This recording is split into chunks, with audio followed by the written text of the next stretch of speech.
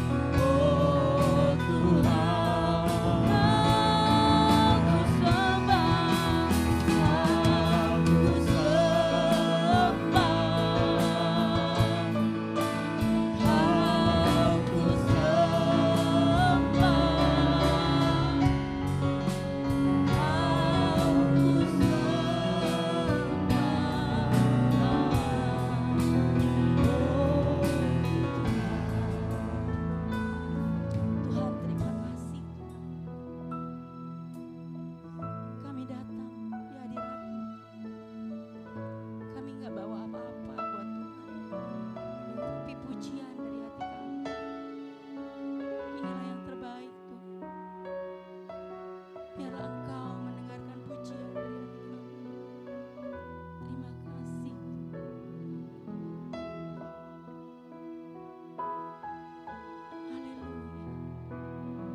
Kau ku sembah.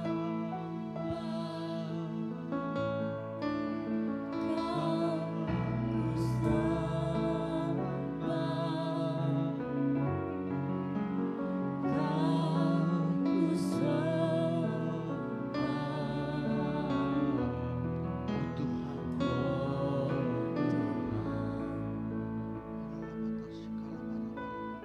Kami bersyukur padamu ya Tuhan.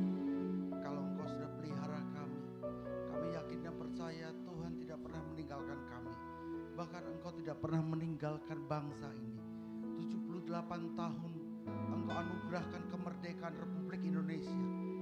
Dengan segala perjuangannya kami yakin dan percaya ke depan negara kami lebih hebat, negara kami lebih maju ya Tuhan. Terima kasih untuk anugerah yang Kau berikan. Terima kasih untuk rumah tangga yang Kau sudah pulihkan. Terima kasih untuk usaha pekerjaan yang Kau sudah pulihkan. Terima kasih Engkau pulihkan hubungan suami, istri, anak. Engkau pulihkan semuanya. Terima kasih Engkau sudah pulihkan sekolah studi anak-anak kami. Itu sebabnya pagi hari ini kami dengan sukacita menghampiri hadirat-Mu Tuhan. Bukan dengan tangan yang kosong, tapi dengan hati yang penuh sukacita, hati yang penuh dengan kemenangan. Kami mau sambut Engkau, hadirat-Mu kami sambut Engkau di dalam nama Tuhan Yesus. Terima kasih ya Tuhan. Hari ini kami mau nyatakan harinya Tuhan. Hari ini kami mau nyatakan harinya Tuhan, di mana kami mau bersorak-sorai, kami mau muji, memuliakan nama-Mu. Bahkan kami tahu hari ini adalah hari kami berpesta Tuhan. Terima kasih ya Tuhan, terima kasih. Terima kasih. Hamba tapiskan pagi hari ini hanya di dalam nama Allah Bapa, Allah Putra dan Allah Roh Kudus, di dalam nama Tuhan Yesus. Haleluya, bersama-sama kita yang percaya kita katakan amin. Saudara, haleluya. Saudara, kita akan mendeklarasikan Pentakosta ketiga dengan iman, dengan tindakan yang profetik. Kita yakin deklarasi Pentakosta ketiga Tuhan Yesus segera datang. Yang percaya katakan amin. Mari bersama-sama kita menyatakan deklarasi ini. Deklarasi Pentakosta ketiga. 1. Pentakosta ketiga adalah pencurahan Roh Kudus yang dahsyat di zaman ini, melebihi yang terjadi di Azusa Street.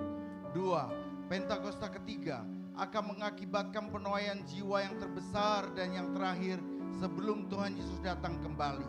3. Pentakosta ketiga akan membangkitkan generasi Yeremia, yaitu anak-anak muda yang dipenuhi Roh Kudus, cinta mati-matian kepada Tuhan, tidak kompromi terhadap dosa, dan akan bergerak untuk memenangkan jiwa. 4. Pentakosta ketiga lahir di Indonesia yang bergerak ke bangsa-bangsa. Gerakan ini dari timur ke barat dan akan kembali ke Yerusalem. 5. Pentakosta ketiga akan memberikan kuasa untuk menyelesaikan amat agung, dan setelah itu Tuhan Yesus datang kembali. Katakan haleluya. Haleluya. Tepuk tangan buat Tuhan Yesus. Kita sudah merdeka. Kalau kita orang-orang yang sudah merdeka, maka kita orang-orang yang luar biasa dalam Tuhan. Amin.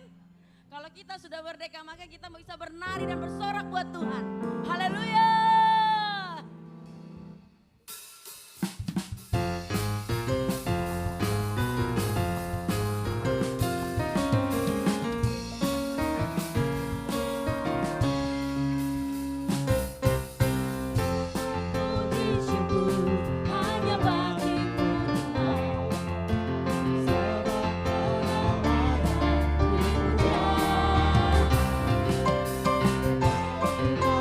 Sebab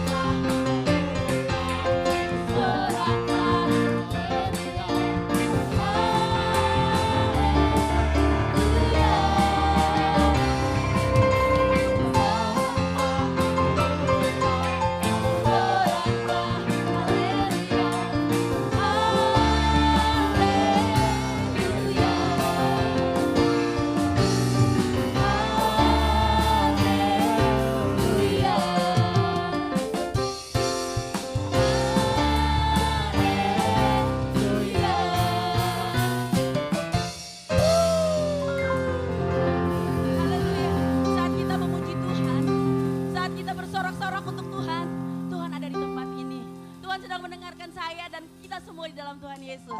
Haleluya. Kuasanya membangkitkan, urapan roh bekerja, melanda umat Tuhan. Saat datang menyerang, mujizat telah nyata. Buktikan Yesus saja, sekarang ini waktunya. Majulah hai pemenang,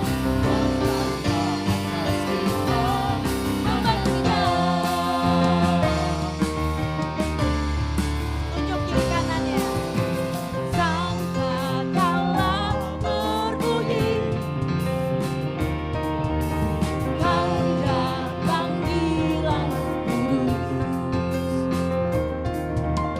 dari seluruh bumi. Terdengar suara Kristus. Wahai tentara Tuhan, dengarkan firman-Nya. Minyak baru telah dicurahkan, dekatnya kuasanya membangkitkan, urapan roh bekerja, melanda umat Tuhan. Saat datang menyerang, mujizat telah nyata. Buktikan Yesus saja, sekarang ini waktunya. Majulah hai pemenang, kuasanya atas kita membangkitkan.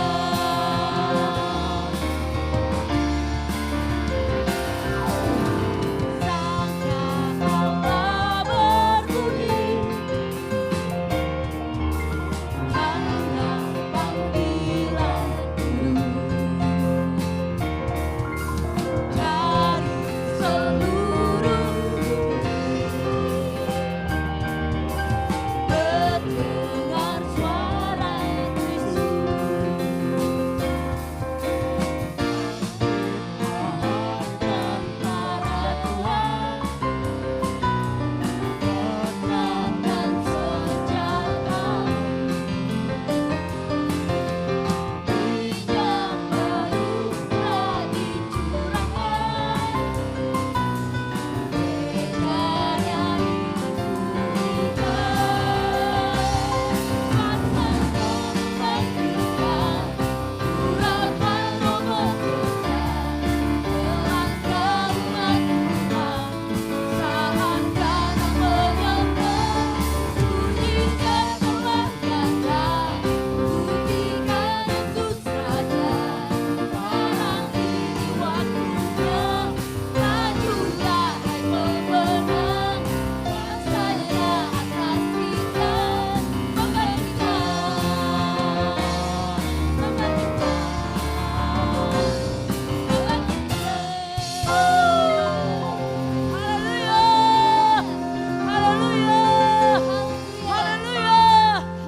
Kuasanya membangkitkan, anak-anaknya, amin.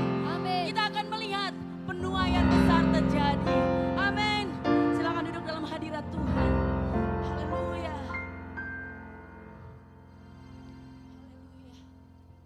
Haleluya. Hobas syakarabaya. Imasaka wapa. Imasanda hutahasa. Haleluya. Thank you Jesus. Thank you Jesus. Oh, kami kan melihat mujizat-Mu nyata.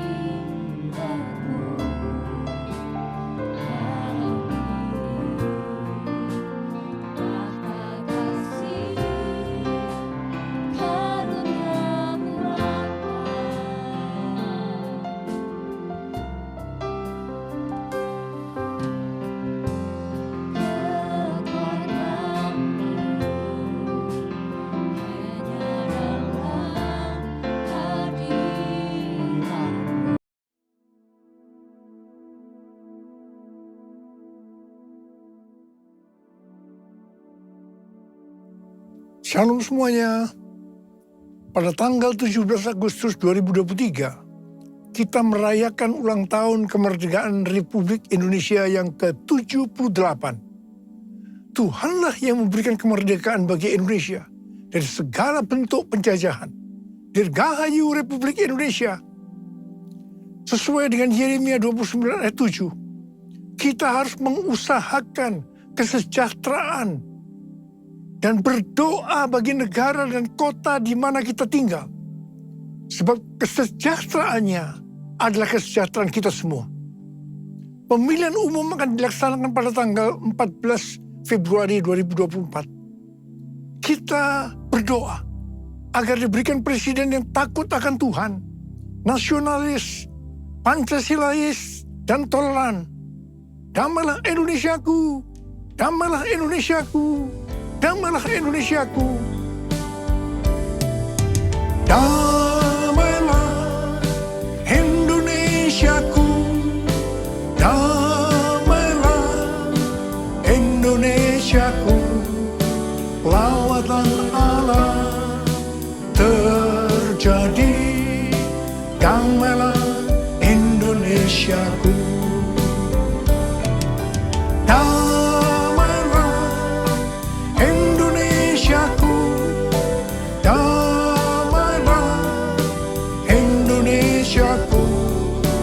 Lawatan Allah terjadi, damailah Indonesiaku. Damailah Indonesiaku, damailah Indonesia.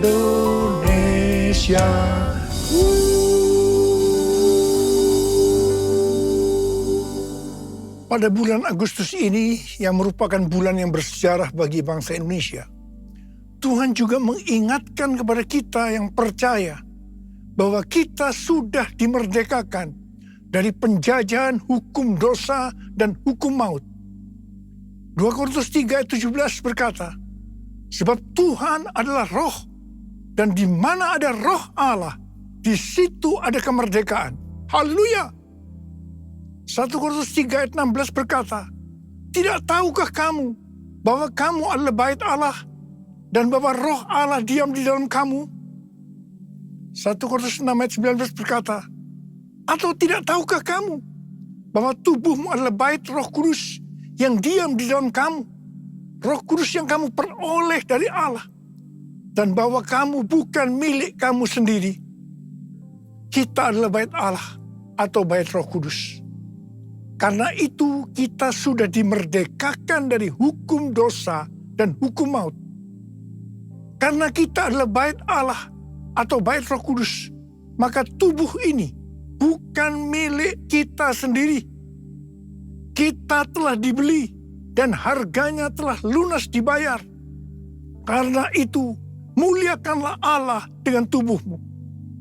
Kita dibeli dari tangan iblis dengan darah Tuhan Yesus. Ya, sebelum kita percaya kepada Tuhan Yesus, kita di bawah kekuasaan iblis. Setelah kita menjadi orang percaya, kita adalah milik Tuhan Yesus. Karena itu, kita harus memuliakan Allah dengan tubuh kita. Galatia 5 ayat 13 berkata, saudara-saudara, memang kamu telah dipanggil untuk merdeka. Tetapi janganlah kamu mempergunakan kemerdekaan itu sebagai kesempatan untuk kehidupan dalam dosa. Melainkan layanilah seorang akan yang lain oleh kasih. 1 Petrus 2 ayat 16 berkata, hiduplah sebagai orang merdeka, dan bukan seperti mereka yang menyalahgunakan kemerdekaan itu untuk menyelubungi kejahatan-kejahatan mereka, tetapi hiduplah sebagai hamba Allah. Ayat ini mengingatkan kita agar kita hidup sebagai hamba Allah, yaitu hidup jujur, tidak berpura-pura. Kita sudah dimerdekakan. Kita yang sudah dimerdekakan, jangan hidup dalam dosa lagi. Kita harus saling mengasihi satu dengan yang lainnya. Roma 6 ayat 22 berkata, tetapi sekarang, setelah kamu dimerdekakan dari dosa, dan setelah kamu menjadi hamba Allah, kamu beroleh buah yang membawa kamu kepada pengudusan, dan sebagai kesudahannya ialah hidup yang kekal. Setelah kita dimerdekakan dari dosa, setelah kita menjadi hamba Allah, kita harus berbuah yang membawa kita kepada pengudusan dan terus-menerus dikuduskan sehingga menjadi serupa dengan gambarnya. Dan akhirnya kita mendapatkan hidup kekal selama-lamanya. Dalam Yohanes 8 ayat 31 dikatakan, jikalau kamu tetap di dalam firman-Ku, kamu benar-benar adalah murid-Ku. Sebagai orang yang sudah dimerdekakan, kita harus tetap memelihara kehidupan kita agar tetap sebagai orang yang merdeka. Karena itu kita harus hidup sesuai dengan firman-Nya. Kerjakanlah keselamatanmu dengan takut dan gentar, yaitu dengan cara hidup sesuai dengan firman Tuhan. Kalau kita hidup sesuai dengan firman-Nya, maka kita akan mengetahui kebenaran. Dan kebenaran itu yang akan memerdekakan kita. Kita sebagai bait Allah atau bait Roh Kudus harus hidup dipimpin oleh Roh Kudus, bukan hidup menurut daging. Roma 8 ayat 13 berkata, sebab jika kamu hidup menurut daging, kamu akan mati. Tetapi jika oleh Roh kamu mematikan perbuatan-perbuatan tubuhmu, kamu akan hidup. Galatia 5 ayat 19 sampai 21 berkata, perbuatan daging telah nyata, yaitu percabulan, kecemaran, hawa nafsu, penyembahan berhala, sihir, perseteruan, perselisihan, iri hati, amarah, kepentingan diri sendiri, percideraan, roh pemecah, kedengkian, kemabukan, pesta pora, dan sebagainya. Terhadap semuanya itu kuperingatkan kamu, seperti yang telah kubuat dahulu, bahwa barang siapa melakukan hal-hal yang demikian, ia tidak akan mendapat bagian dalam kerajaan Allah. Barang siapa menjadi milik Kristus Yesus, ia telah menyalibkan daging dengan segala hawa nafsu dan keinginannya. Jikalau kita hidup oleh Roh, baiklah kita hidup juga dipimpin oleh Roh, sehingga akan menghasilkan buah Roh. Seperti yang terdapat dalam Galatia 5 ayat 22 dan 23. Buah Roh ialah kasih, sukacita, damai sejahtera, kesabaran, kemurahan, kebaikan, kesetiaan, kelemah lembutan, penguasaan diri. Tidak ada hukum yang menentang hal-hal itu. Roh-Mu yang hidup penuhiku, mengalir dalamku. Jiwaku tenang bersamamu dalam naungan-Mu. Ku buka hati untuk jamahan-Mu, berserah penuh di hadirat-Mu. Kau ambil alih seluruh hidupku, di altar-Mu menyembah-Mu, di altar-Mu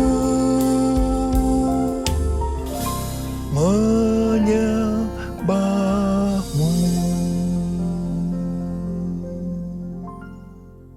Daud adalah seorang yang sangat mengasihi Allah. Daud merindukan untuk mendirikan bait Allah. Tetapi Tuhan tidak mengizinkan karena Daud seorang prajurit yang banyak menumpahkan darah. Tuhan mengatakan yang akan mendirikan bait Allah adalah Salomo, anaknya. Meskipun demikian, Daudlah yang mempersiapkan segala sesuatunya untuk membangun bait Allah itu.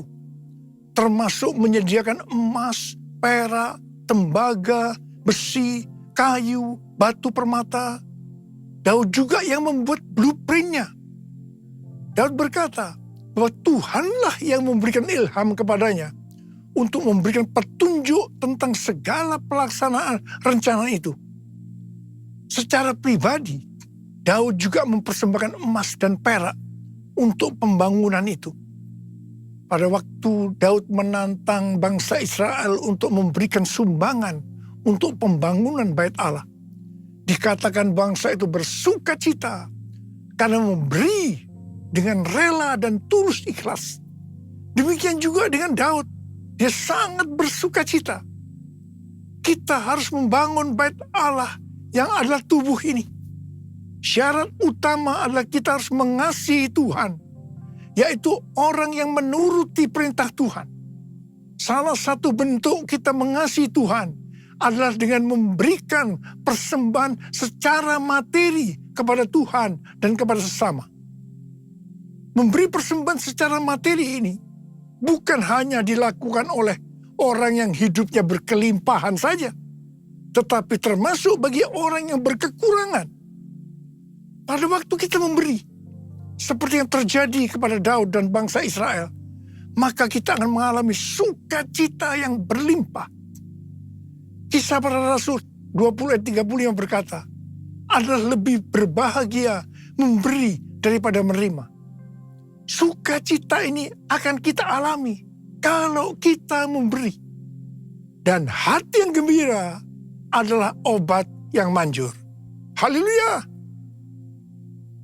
1 Korintus 3 ayat 10 sampai dengan 15 berkata, bahwa kita membangun bait Allah yang adalah tubuh ini dengan dasar Yesus Kristus.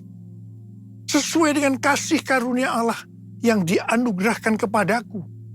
Aku sebagai seorang ahli bangunan yang cakap telah meletakkan dasar dan orang lain membangun terus di atasnya. Tetapi tiap-tiap orang harus memperhatikan bagaimana ia harus membangun di atasnya.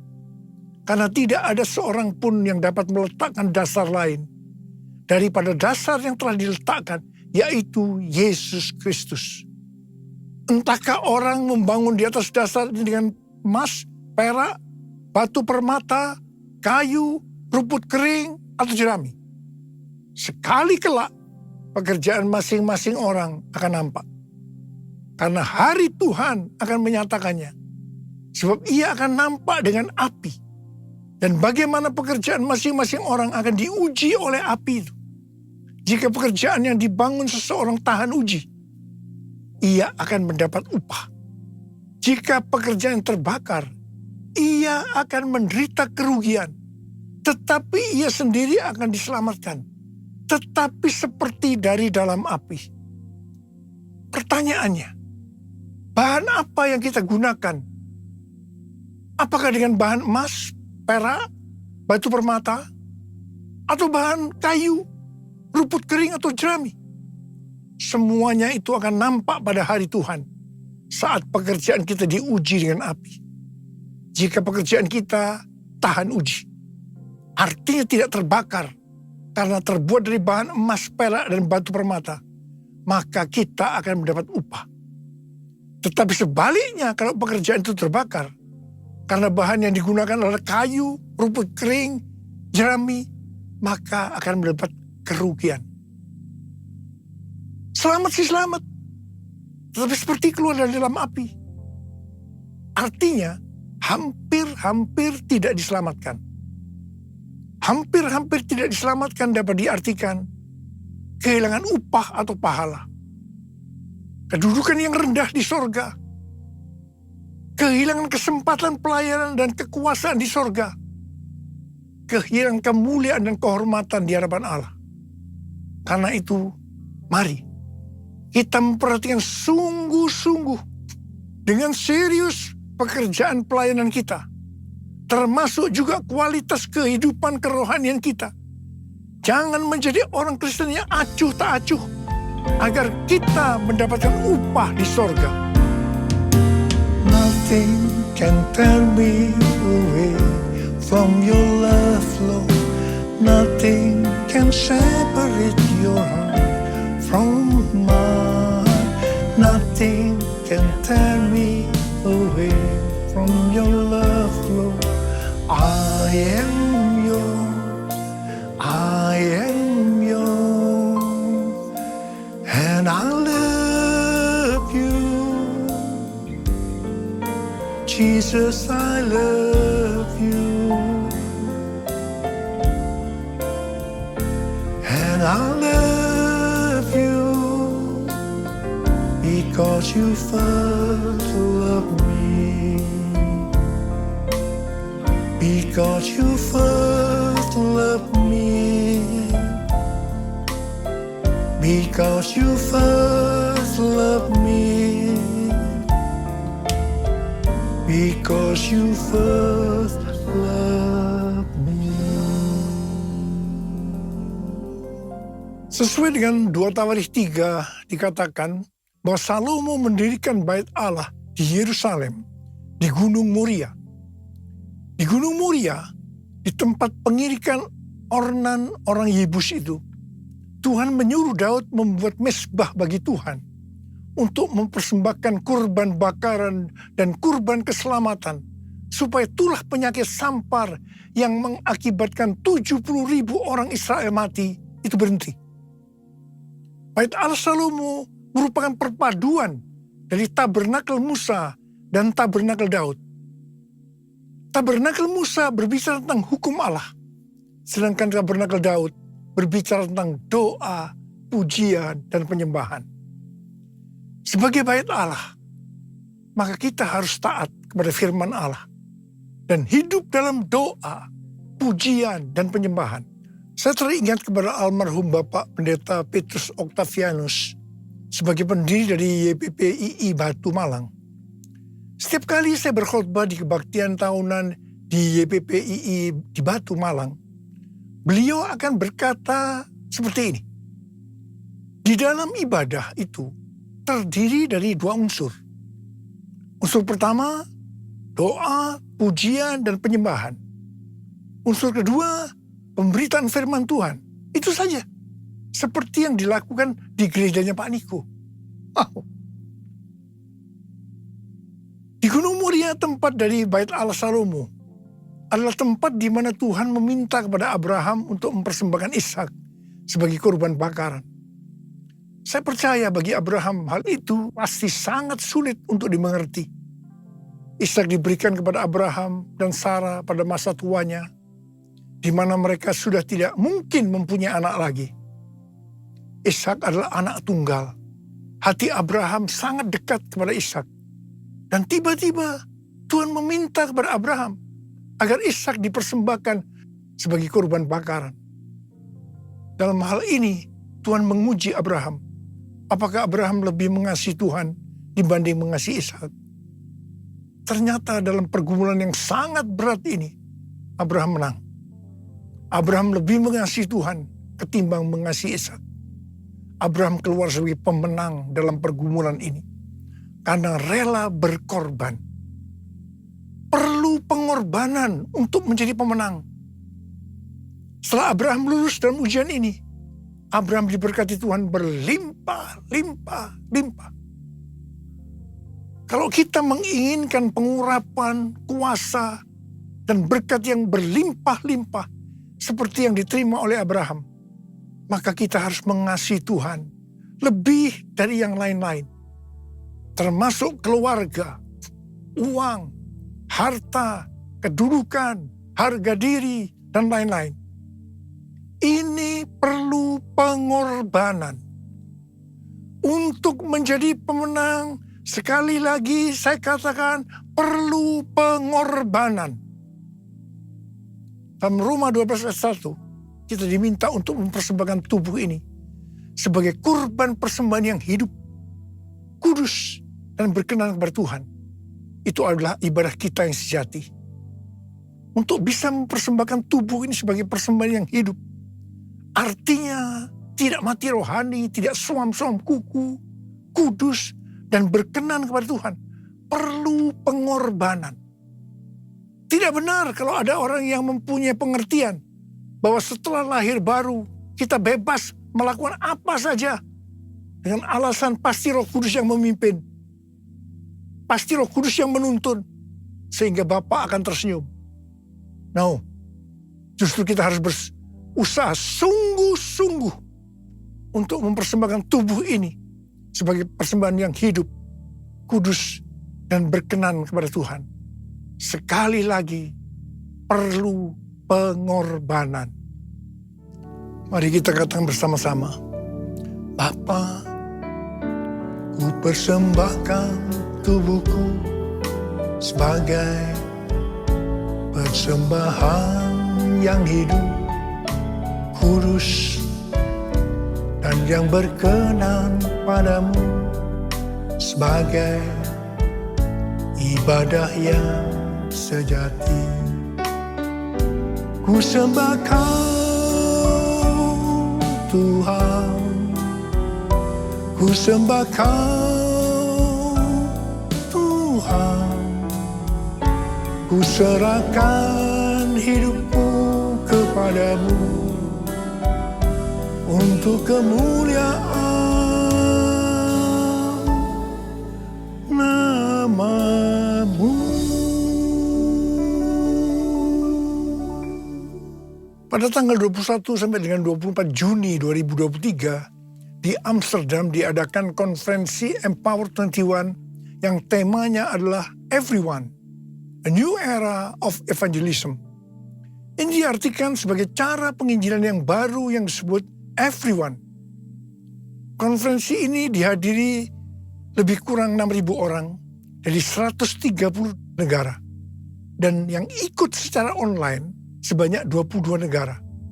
Jadi total keseluruhan 152 negara. Hampir semua yang ikut terlibat dalam pelayanan. Saya berbicara sebanyak 2 kali.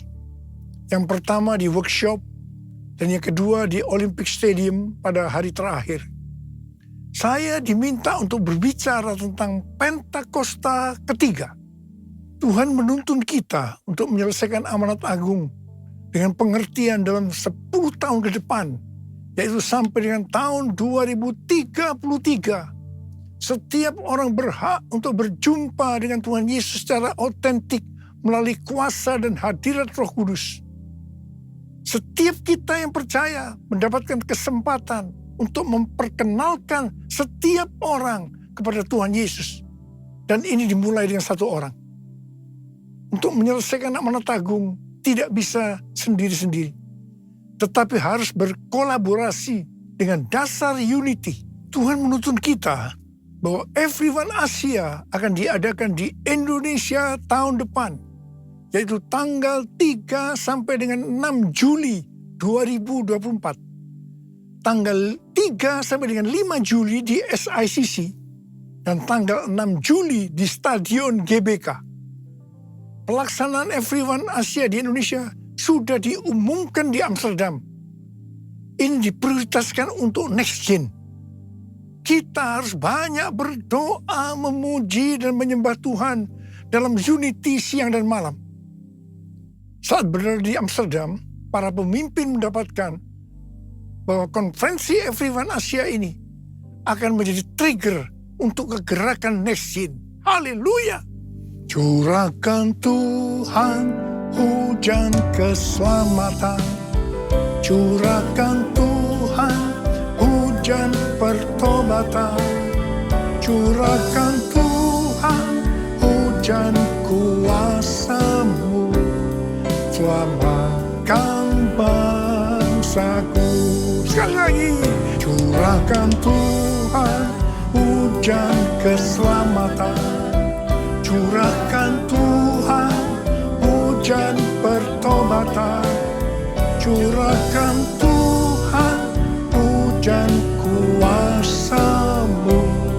Selamatkan bangsaku. Mari angkat tangan kita. Kita berbahasa roh sama-sama. Oh, ya la la la la Curahkan kuasa-Mu ya Tuhan, curahkan kuasa-Mu. Selamatkan bangsa kami ya Tuhan, curahkan ya Tuhan kuasa-Mu. Curahkan Tuhan, curahkan ya Bapa, ya Bapa. Damailah Indonesiaku, damailah Indonesiaku, damailah Indonesiaku. Damailah Indonesiaku, damailah Indonesiaku. Lawatan Allah terjadi, damailah Indonesiaku, damailah Indonesiaku, damailah Indonesiaku, damailah Indonesiaku. Lawatan Allah terjadi, damailah Indonesiaku, damailah Indonesiaku, damailah Indonesia.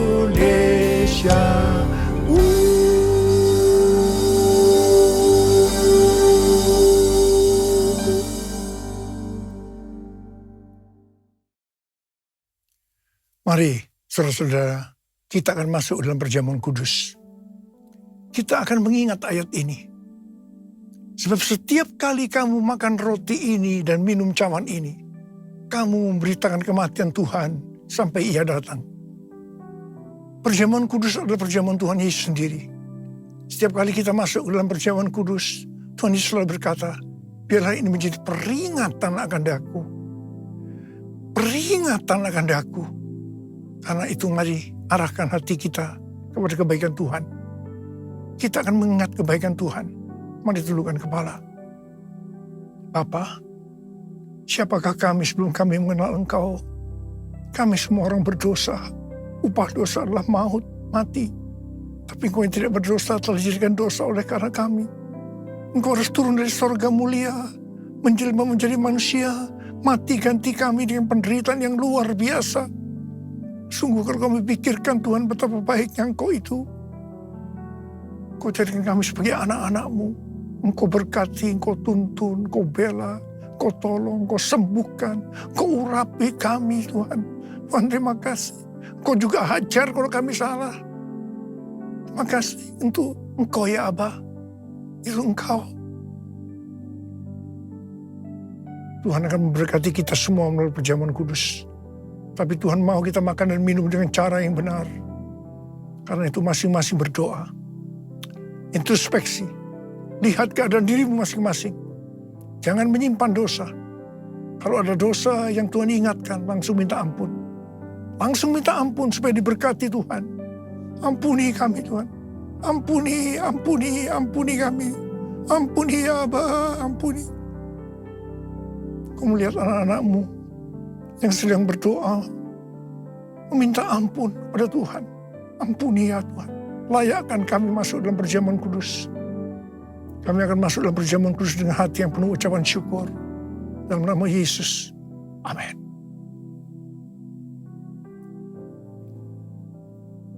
Sekarang mari angkat roti di tangan kanan kita tinggi-tinggi. Sebab apa yang telah kuteruskan kepadamu telah aku terima dari Tuhan. Yaitu bahwa Tuhan Yesus pada malam waktu Ia diserahkan mengambil roti. Dan sesudah itu Ia mengucap syukur atasnya. Ia memecah-mecahkannya dan berkata, inilah tubuhku yang diserahkan bagi kamu.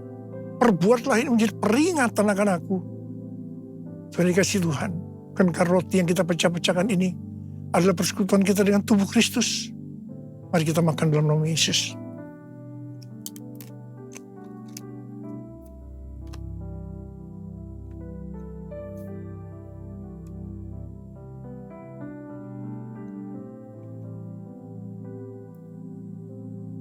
Angkat cawan di tangan kanan kita tinggi-tinggi.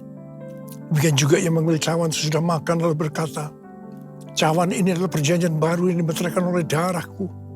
Perbuatlah ini Setiap kali kamu meminumnya menjadi peringatan akan aku. Sudah dikasih Tuhan, bukan kecauan pengucapan syukur. Yang atasnya kita ucapkan syukur adalah persekutuan kita dengan darah Yesus. Mari kita minum dalam nama Yesus.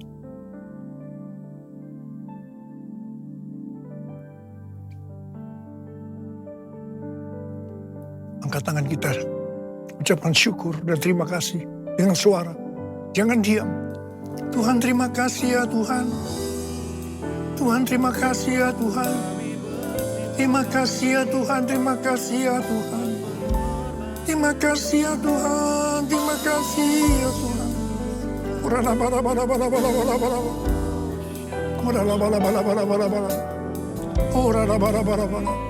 Bapa, Engkau akan menyembuhkan yang sakit.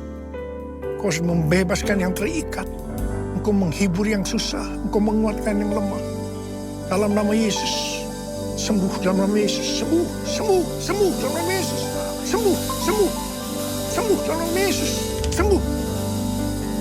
Terima kasih Yesusku. Terima kasih Yesusku. Puji syukur hanya bagi Tuhanku. Terima kasih Yesusku. Terima kasih Yesusku. Puji syukur hanya bagi Tuhanku. Terima kasih. Terima kasih Yesusku. Terima kasih Yesusku. Puji syukur hanya bagi Tuhanku. Terima kasih Yesusku. Terima kasih Yesusku. Puji syukur hanya bagi Tuhanku. Puji syukur hanya bagi Tuhanku. Puji syukur hanya bagi Tuhanku.